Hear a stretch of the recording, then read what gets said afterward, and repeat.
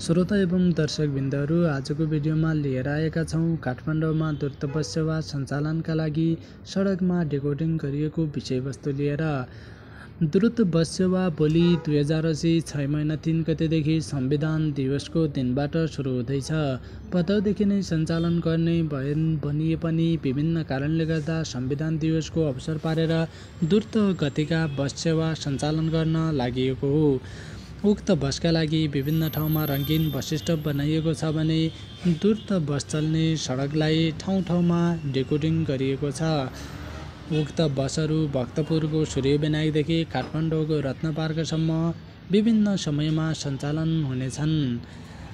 यी बसलाई उपत्यकाको ट्राफिक जाम कम गर्न स्टेसनहरूमा धेरै समय नरोकी यात्रुहरूलाई गन्तव्यसम्म छिटो पुर्याउन र सार्वजनिक यातायातप्रति सर्वसाधारणको आकर्षक बढाउन सञ्चालन गर्न लागि हो।